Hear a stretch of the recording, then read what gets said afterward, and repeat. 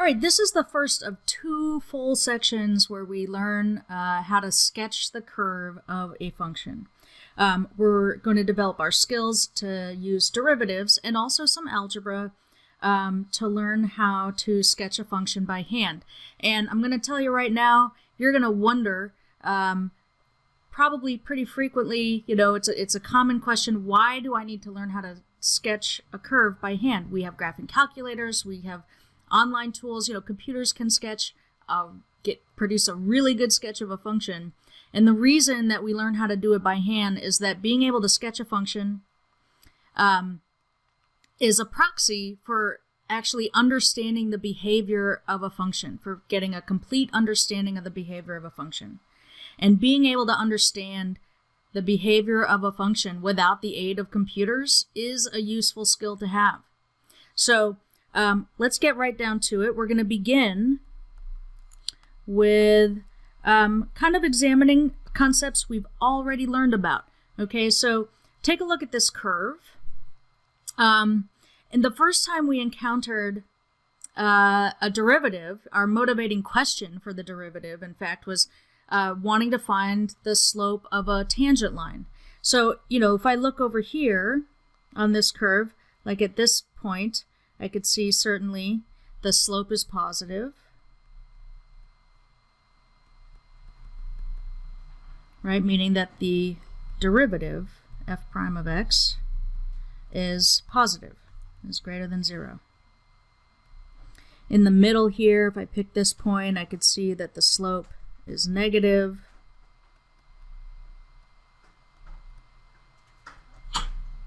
So f prime of x is less than 0. And then over here again, right, the slope is positive. F prime of x is greater than 0. And, you know, the places where the slope is positive corresponds to places where the function is increasing. And the places where the slope is negative corresponds to the places where the function is decreasing. We can get an understanding of where our derivative is we can get an understanding of where our function is increasing or decreasing by looking at where the derivative is either positive or negative. And that's what we have here in Theorem 6 that just says, suppose I've got a continuous function that's differentiable on some interval. If the derivative is positive for all values in an interval, then f is increasing on that interval, and if the derivative is negative for all values on that interval, then f is decreasing on that interval. There's this correspondence between the derivative being positive or negative and whether the function is increasing or decreasing. So, for example, in this problem, they give us a function, f of x is x cubed minus 3x squared. We want to know where is the function increasing and where is it decreasing. So we're going to find intervals, right? Ranges, you know, the values of x, like it's increasing between this value and this value, it's decreasing in these values here. And we're going to do that by looking at the derivative. We want to find where f prime of x is positive and where f prime of x is negative. So f of x, the function they give us, is x cubed minus 3x squared. F prime of x, it's a nice polynomial, right? So this is pretty simple, 3x squared minus 6x. Now here's the thing, we're going to make a sign chart. This is going to be one of the most useful things that we'll have in all of this curve sketching and will be useful again when we look at the optimization problems. So we're going to make a sign chart. We're going to figure out where this derivative is positive and negative, but we're going to do it by examining the factors of f prime. So we need to write f prime of x in factored form. We could take out a 3x here, and then we get x minus 2. This part is absolutely critical. It is so critical, in fact, I am going to write it out in red here. Okay, so we're going to write f prime of x in factored form.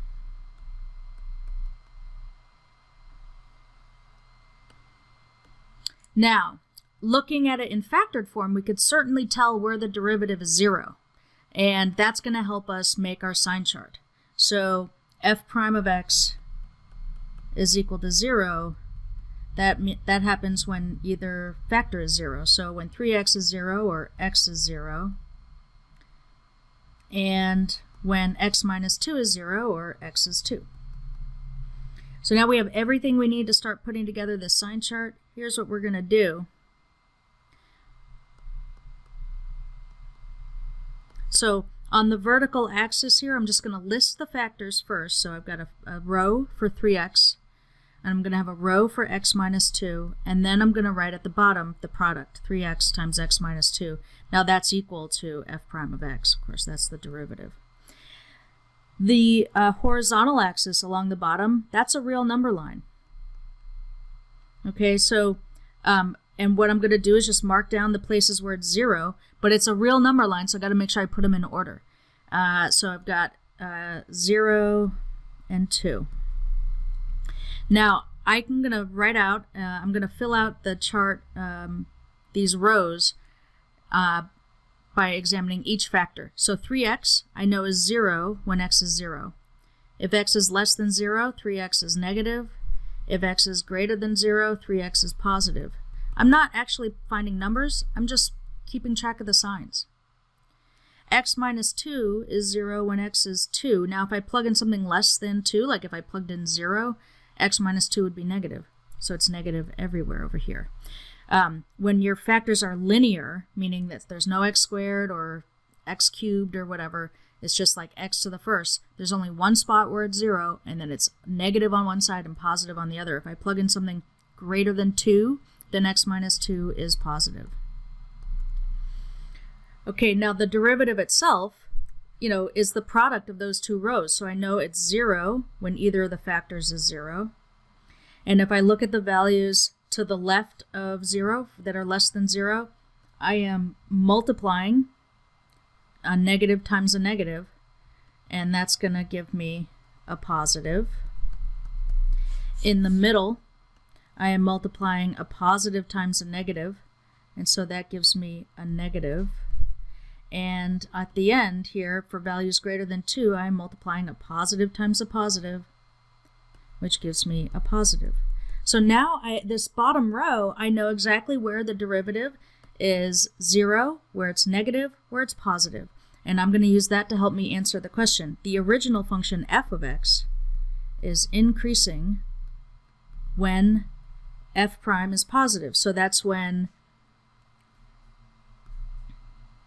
x is less than 0 or x is greater than 2. Right? If x is less than 0 or if x is greater than 2, my function is increasing. F of x is decreasing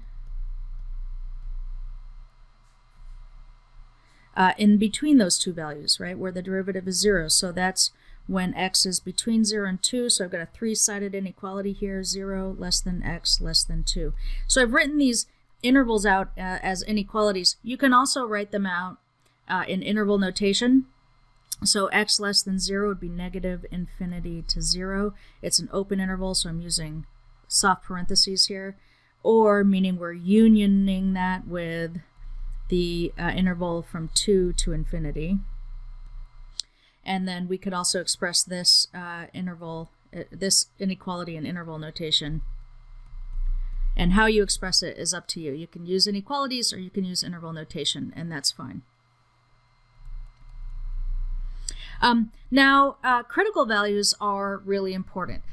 You'll notice up here we were able to figure out what was going on when x is positive or negative, or sorry, when f prime of x is positive or negative, right? That told us when the derivative was, when the function was increasing or decreasing. But, it kind of begs the question, I guess, what's going on when the derivative is actually equal to 0? And the places where the derivative is either 0 or if the derivative is undefined, we call those critical values. So in the example that we just finished, these are critical values for f of x.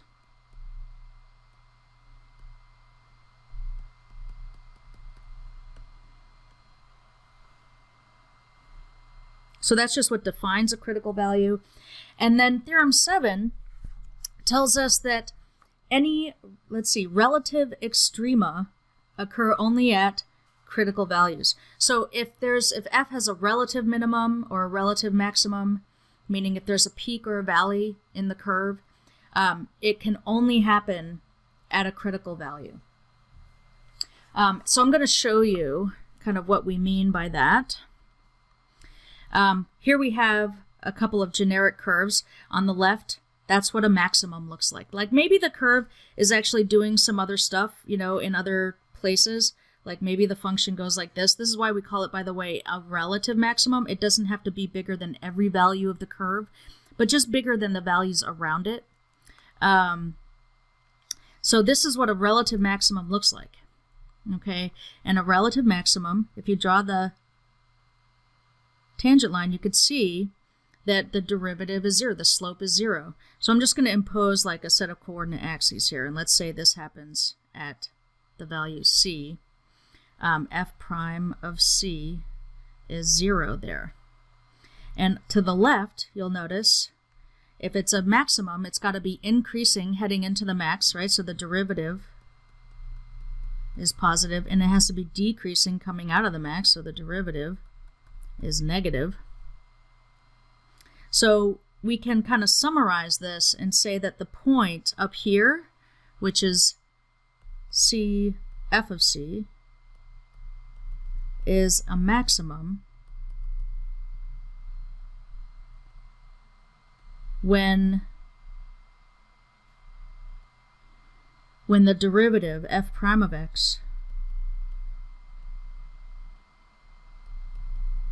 goes from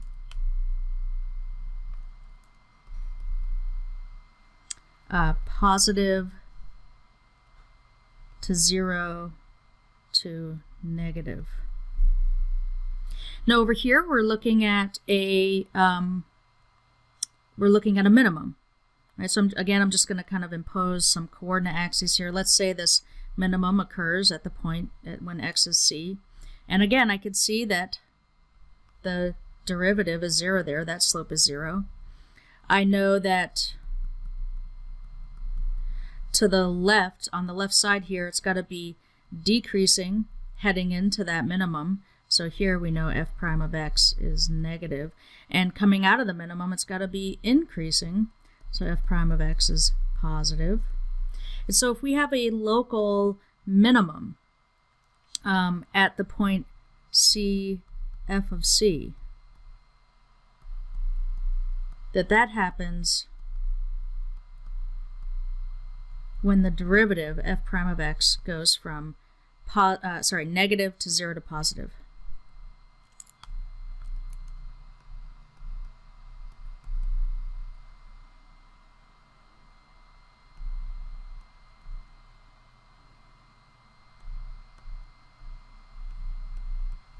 And I'm going to just be kind of consistent. I'm going to go over back here on the left. Instead of writing a plus sign, I'm just going to write positive.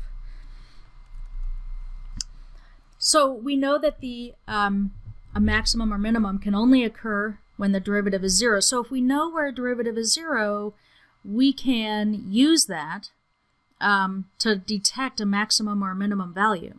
And the way that we can tell whether it's a maximum or a minimum is by looking at the derivative on either side. So in example 312, this is the sign chart that we made in example 311. I've just recreated it here. We had our critical values at 0 and 2. And what we're going to do is try to draw like a rough sketch of this curve. Okay, so we already know where it's increasing, where it's decreasing. We wrote that out in the last one, in the last example. Now what's actually happening when x is 0, this function the derivative goes from positive to 0 to negative. That means the function f goes from increasing to leveling off to decreasing. So x equals 0 gives a maximum. Now when x is 2, the derivative goes from negative to 0 to positive. That means the function f goes from decreasing to a leveling off to increasing. So x equals 2 gives a minimum.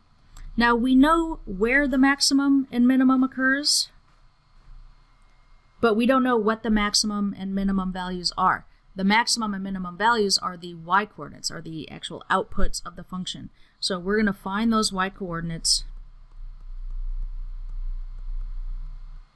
And we're going to do that just by plugging in these values. So f of 0 is, let's see, here's our function. F of 0 is 0 cubed minus 3 times 0 squared, which is 0, and that means that we have a max at 0, 0. And f of 2 is 2 cubed minus 3 times 2 squared. That's 8 minus 12, that's negative 4. So that means that the point 2, negative 4 is a minimum. So look, we have two actual points that we can put on the curve. Here's 0, 0, and let's see, I'm going to make my scale like that.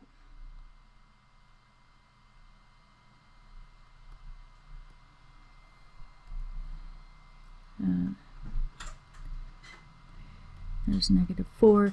So here's 2, negative 4, that's a min. 0, 0 is a max. A max looks like this, and a min looks like this. Now, based on the sign chart we made, I know it's increasing for all values leading into the max. So this has to do something like this. It gets to the max, it turns around, it's decreasing until it reaches its minimum, and then it's increasing again forever. That's the rest of this sign chart that we made up here. We know that it just keeps increasing. Now, we could get be a little bit more accurate if we wanted to use some algebra to find maybe the x-intercept here, but I just want to point out that we examined the derivative, we found the maximum and plotted only 2 points, and we got what I think is a pretty decent rough sketch of this function. I think we know the behavior of this function.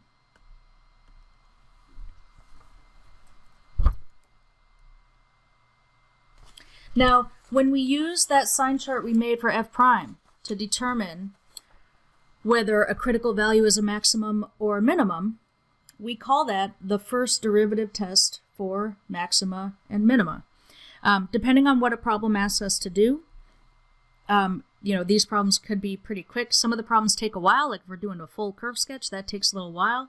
But here they're asking us just find the relative max and min for this function, which is y equals 3x to the 5th minus 5x cubed. So here's how we're going to do it. We know if I'm looking for maxima and minima, I can use the first derivative sign chart to help me. So let's find y prime. So y is 3x to the 5th minus 5x cubed. Y prime is 15x to the 4th minus 15x squared. Now the other part that's really important, you have to write the derivative in factored form. Right? You cannot make a sign chart unless you know what the factors are. So we're going to factor this. I can take out a 15x squared, and then what we're left with is x squared minus 1, and x squared minus 1 will factor further. So we have 15x squared, x minus 1, x plus 1. So there's y prime. Next, we're going to get our critical values.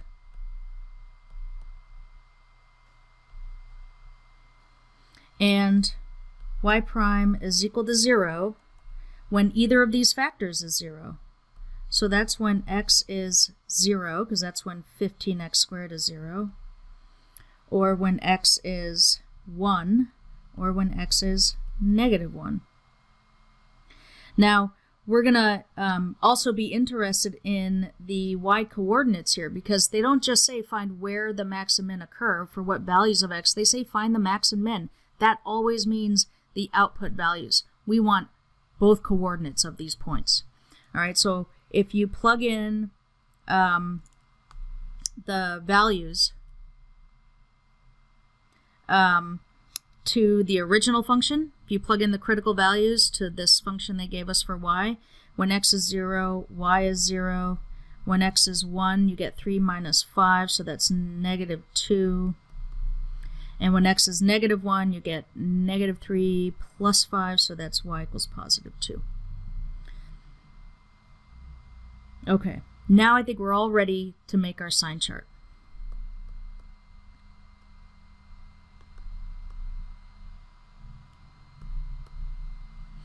So we're going to make a little chart here. On the vertical axis, we're going to list the factors of y prime.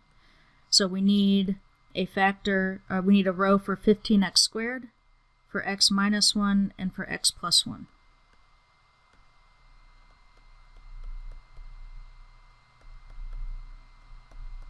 And then at the bottom, I'm just going to make a row for y prime. I know that I get that just by multiplying the top 3 rows. The horizontal axis, that's the real number line, so I got to put the critical values in order. So negative 1, 0, and 1. Now I'm going to fill in the sign information for each row. Now the 15x squared, that's pretty easy. I know it's 0 as 0, and it's positive everywhere else because we have x squared. That's actually not a linear factor, but the signs are easy to fill in. X minus 1, that is 0 when x is equal to 1. If I plug in something less than 1, then I've got negatives. If I plug in something bigger than 1, I've got positives. And x plus 1, that's 0 when x is negative 1. It's negative for values less than negative 1. It's positive for values greater than negative 1. Now we're ready to plug in, to fill in the bottom row. So this row is the product of the top 3 rows. So I know y prime is 0 at each of these critical values. For values less than negative 1, I'm multiplying a negative times a positive. That'll give a positive. In the middle between negative 1 and 0, we're multiplying a positive times a negative times a positive, and that'll give us a negative. Between 0 and 1, it's the same thing, so I got a negative there. And for values greater than 1, it's positives all around. So now, kind of examining this bottom row, I could see that at negative 1, my function is going from increasing to decreasing, so that'll be a max. At 0, it's decreasing, and then it keeps decreasing. So this is a neither max nor a min.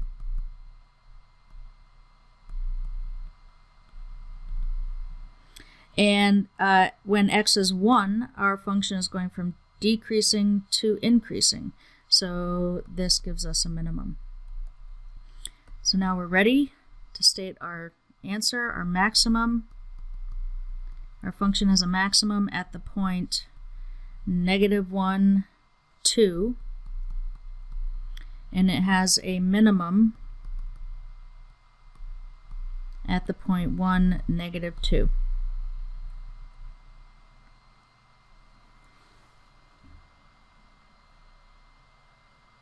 All right.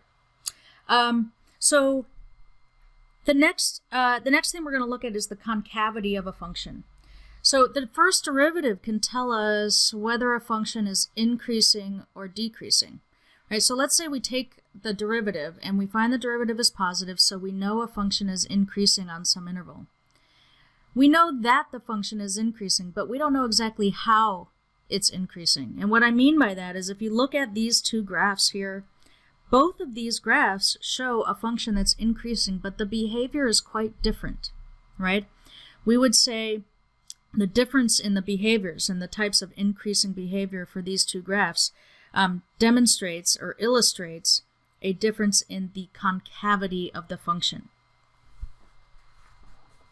So we would say that the function on the left, this is concave up. The function on the right, this is concave down.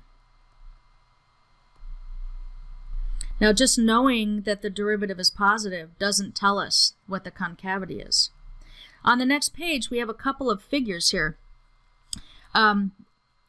this figure on the left shows an increasing concave up figure. And we've got these little tangent slopes drawn. So f prime, here it's a little bit negative, then it turns positive, then it's even more positive because it's steeper. And that shows that f prime is increasing. And if f prime is increasing, that means that its derivative has to be positive. The second derivative is positive. The other figure shows a concave down. It happens to be decreasing concave down, but whether it's increasing or decreasing concave down, the observation is going to hold. Again, they've drawn some tangent slopes here. So here the f prime, the slope is a little bit positive, then it becomes negative, then it's even more negative, right? So f prime is decreasing for that graph, for that part of the graph at least. And if f prime is decreasing, then its derivative is negative, meaning f double prime is negative. So we'll note that the way that we can use this is not just knowing the concave up, concave down behavior, and that's important. We'll use it in sketching. But also, we can use the second derivative to tell us about whether a critical value is a max or a min. So if we have a critical value, meaning if the derivative is 0 at some value, and the second derivative is positive, that means we get a minimum. So look at see what a minimum looks like. Or sorry, I just drew a maximum. See what a minimum looks like, right? We have a critical value. The f prime goes from negative to positive. So f prime is increasing, meaning the second derivative is positive at a minimum. And then for the second bullet item, a maximum a maximum corresponds to a concave down shape, meaning that the second derivative will be negative, right? The derivative goes from positive to 0 to negative. F prime is decreasing, meaning f double prime has to be negative there. So you can use the second derivative to determine if you have a max or a min, or you can use the sign chart for the first derivative, just comparing whether it goes from positive to negative or negative to positive to determine if you have a max or minimum, or neither. They will both produce consistent results.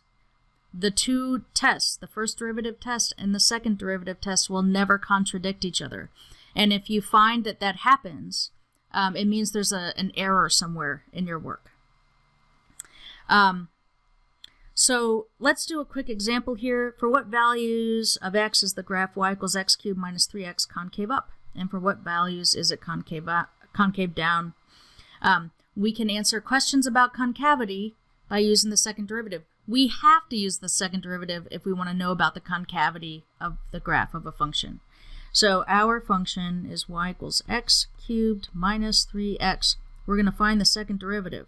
The first derivative is 3x squared minus 3. The second derivative is 6x. That's already factored. The sign chart is really easy to make. It's just a single row because the whole thing is just 6x. The second derivative is 0 at 0.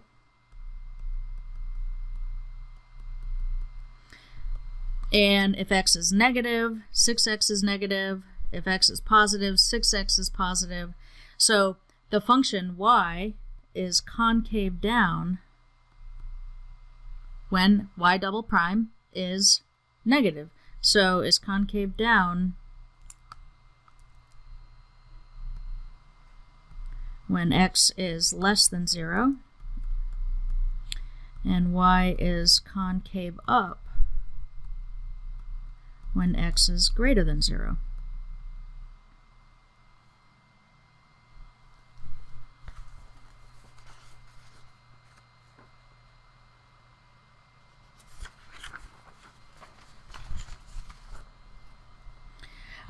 You might be wondering, is there anything interesting that happens when the second derivative is 0?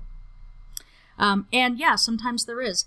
When the second derivative is 0, that's a spot where we might have an inflection point. An inflection point is just a change in concavity. This curve, y equals x cubed minus 3x, this is the function from the last example. We already know that y double prime is equal to 6x, and we've already made its sign chart, so I'm just going to repeat it here.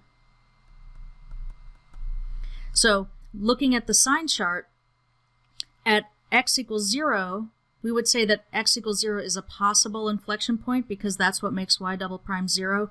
Looking at the sign chart, we can confirm x equals 0 actually gives an inflection point because there is a sign change in the second derivative. The function changes from concave down to concave up.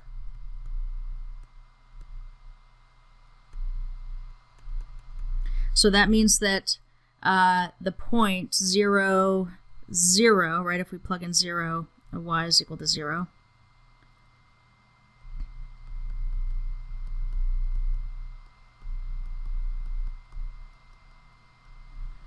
So 0, 0 is an inflection point.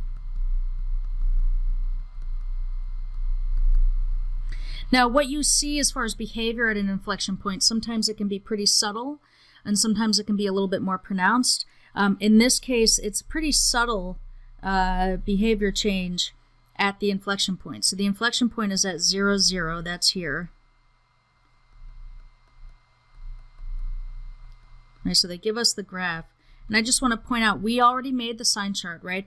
We know that we already showed that it was concave down at x equals, or when x is less than 0.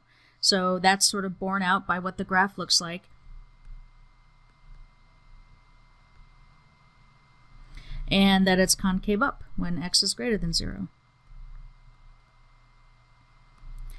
And if it changes from concave down to concave up, there's got to be an inflection point somewhere in there if the function is continuous on the whole interval. And that happens right there at 0. It's pretty subtle. There's nothing that really stands out about that point as far as the behavior is concerned. But that sort of pinpoints exactly where that change in concavity happens. Now what we're going to work on is sort of putting all this together. We've learned how to use the first derivative to see where our function is increasing, decreasing. We found critical values, and we know how to tell if we have a max or a min at those critical values, or neither. And we know how to use the second derivative to learn about the concavity and see if there are inflection points. So what we want to do is put all this information together and just put together a sketch of a curve for a given function. And to help me do that, I always organize my work that I find in a little table like this. So the first thing I do is I find any x or y intercepts. That's just algebra. You know, I find y-intercepts by setting x equal to 0 and solving. I find x-intercepts by setting y equal to 0 and solving, if that's not terribly complicated. And so I just plot those points. I get some anchors down on the graph. Then I cut up the whole real number line into these intervals and points of interest. So I find where y prime is 0, the critical values, and where y double prime is 0. And I use those values to break up the real number line. And then I kind of put those values in intervals here. The f of x column, I only fill in at values, not at intervals.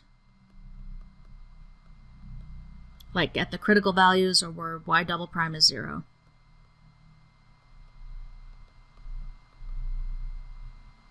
I make a column for the first and second derivative, and all I do is keep track of whether it's positive or negative or 0. And then I go row by row and sort of see if I can't write a conclusion about what's going on. For example, if I have some interval and I know that the first derivative is positive and the second derivative is negative, my conclusion might be that the function is increasing concave down. Or maybe I have something like this.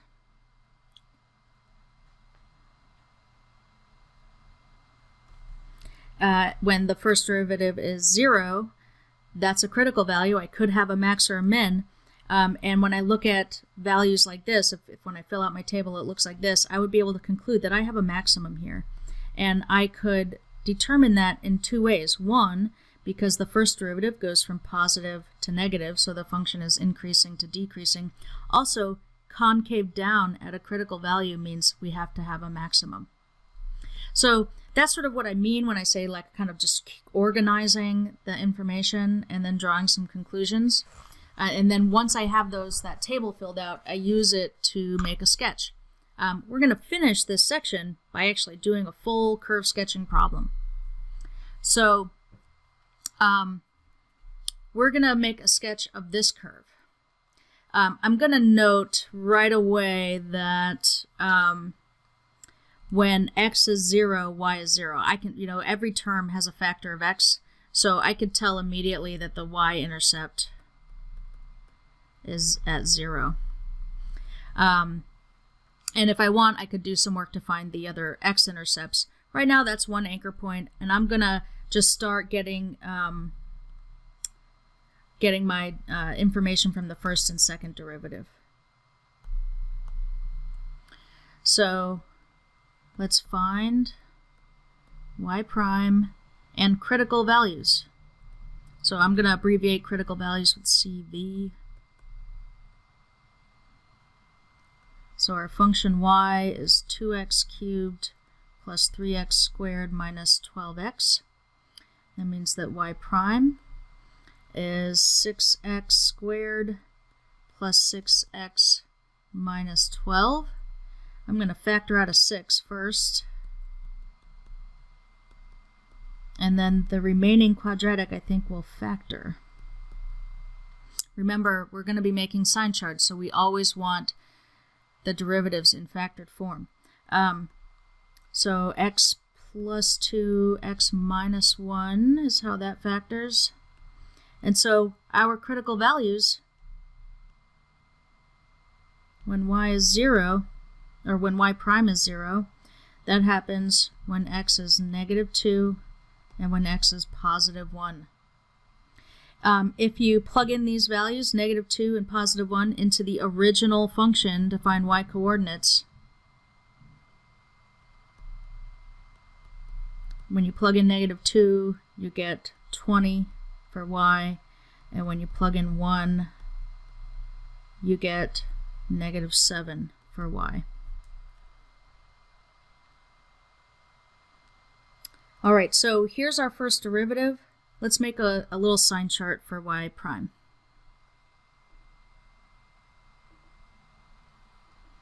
I need a row for each factor. So x plus 2 and x minus 1. I'm not going to include a row for 6. 6 is always positive, so it's not really going to affect the sign chart at all. So I'm just going to include now my final row, which is y prime, and that sign of y prime is going to just be determined by the product of those two top rows. The horizontal axis is my number line, so that's negative 2, 1, and now I'm going to fill out each row. So x plus 2, 0, negative 2.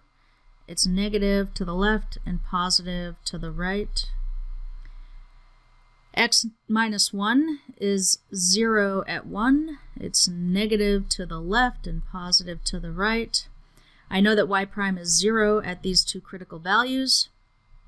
And let's see, for values less than negative 2, I've got a negative times a negative. That makes a positive. In between, I have a negative times a positive. That makes a negative. And to the right here, for values greater than 1, I've got a positive times a positive, and there's positives all around. I'm not going to write any conclusions about this right now. I've got that work kind of nice and organized. I'm going to move on to the second derivative.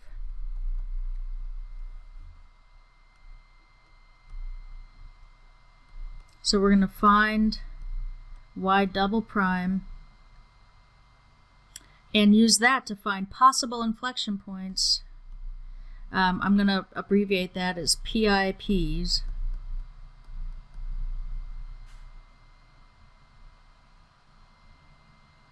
So Now, to get the second derivative, right, we're going to obviously take the derivative of y prime. When I look up here to see my work for finding y prime, here I have it in factored form because that's what makes a good sign chart, right? That's what I need for the sign chart. But if I'm taking the derivative, I'm going to make my work as easy as possible. I'm going to use this form of y prime to find y double prime. It's going to be a lot easier. So if I take the derivative of y prime in that form, I'm going to get, let's see, 12x plus 6. We could factor out a 6, I guess, if we like. 2x plus 1. And if you set this equal to 0, that means that 2x plus 1 is 0, and that means x is negative 1/2.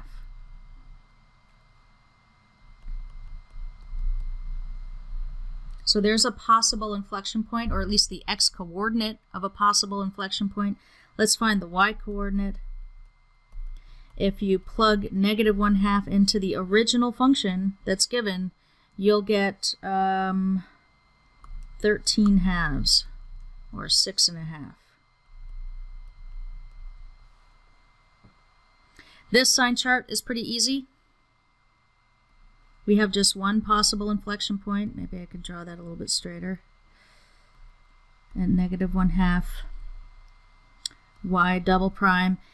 It's 0 at negative 1/2. If we plug in something less than negative 1/2, like if I plugged in negative 10, then this ends up being negative. If I plug in something bigger than negative 1/2, like 0, it's positive.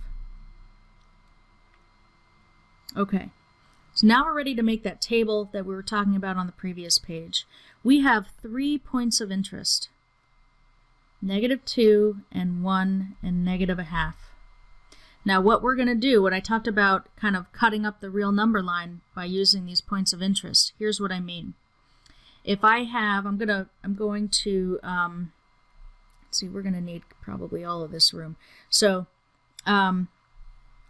if I list out the points of interest in order, I get -2, -1/2, and 1.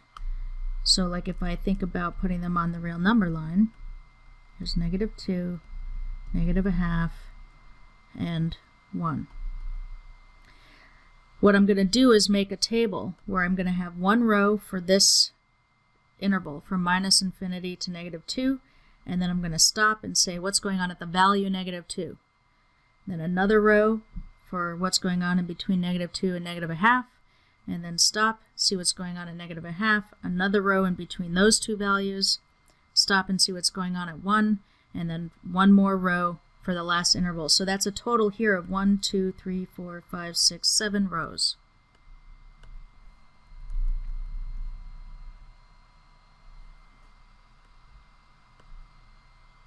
So now we're going to summarize in a table. So we make a row for the interval, or the value.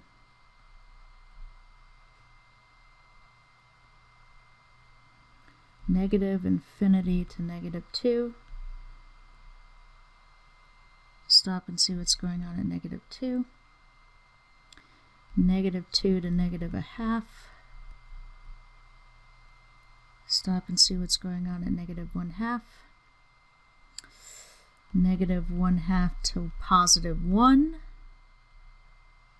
Stop and see what's going on at 1.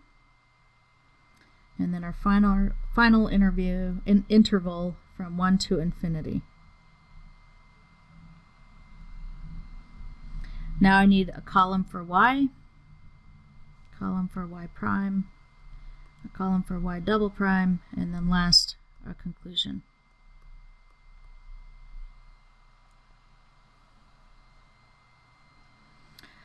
All right, let's fill this in. We've already done most of the work, so that's the good news. We've got most of what we already need to plug in. In fact, we've got just about everything we need to plug in. The y column we only fill out for these individual values, and we already found those y coordinates. So at -2, we found that y was equal to 20, and -1/2, it's 13 halves, or 6.5. At 1, the y coordinate is -7. The y column we already found. I'm going to scroll back up. We made this sign chart. So basically what we're going to do is take this row and kind of rotate it so that it's vertical and put it down in that chart that we made at the bottom. So we know that y prime is 0 at -2 and 1. We know that it starts out positive, it's negative in between, and then it's positive on the other side. We're going to do the same thing for y double prime. We made that sign chart. So I'm going to take this information, I'm going to basically just rotate it so that it's vertical and put that information down here. So I know y double prime is 0 at -0.5. I know it's negative in the beginning and then it's positive after. Now I can write my conclusions. For the first row, y prime positive, y double prime negative. This is increasing concave down. I hope it's okay. I'm just abbreviating to kind of make this a little bit easier, quicker to write. When at -2, I have a critical value and it's concave down at a critical value. That's a maximum. That is also borne out by the fact that in the next row, y prime is negative. So I could see that the first derivative goes from positive to negative. The function is increasing to decreasing. In this next row, the function is, let's see, both derivatives are negative, so that's decreasing, concave down. When x is -0.5, the second derivative is 0. That was our possible inflection point. It's an actual inflection point because I can see the concavity changes on the other side to concave up. So here's an inflection point.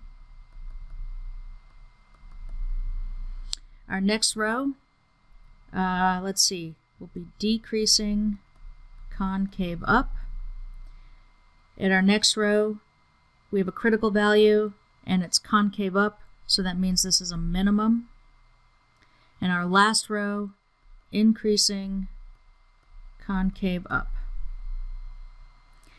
So I've got all of my information organized, and now we are ready to draw the graph, to sketch the graph.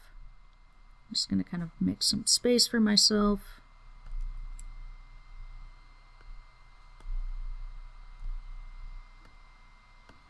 Now I'm looking at the actual points, right? I've got some anchor points. First of all, I know it goes through the origin. Right at the very beginning, I could see that if x was 0, y is 0. So I'm going to put that point down. And then these points here, these are like my anchors. And I'm also going to take a look at those just to kind of help me figure out what scale I'm going to use on each axis. You don't have to use the same scale on the x as you do on the y, right? But you do have to be consistent within each axis. So my y needs to be able to go up as high as 20. So I'll go up by 2's. That's 10. There's 20.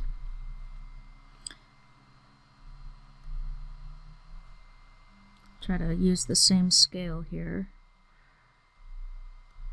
There's 8, -8, -6. And my x coordinates don't need to get very big, right? I mean, I go as far down as -2 and as far up as 1, so I'm going to use a different scale.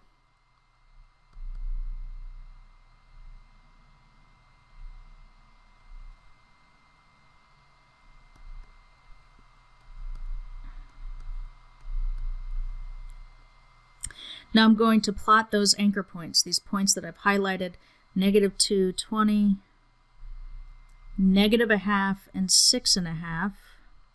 So -0.5, 2, 4, 6.5 would be like maybe about there. And then 1, -7 is there. I'm going to put in this behavior that I know I've got a max at -2, 20. That's what a max looks like. I've got a min at 1, -7, and that's what a min looks like. And then I'm just going to fill in what happens in between. I know it is increasing in a concave down fashion until it gets to that maximum. So I'm filling out the left side of the graph like this. That's increasing concave down. Then it is decreasing, still concave down, kind of changes to a concave up behavior, decreasing until it hits the minimum, turns around, and is increasing for the rest of the values. So here's a sketch that reflects the information that we found.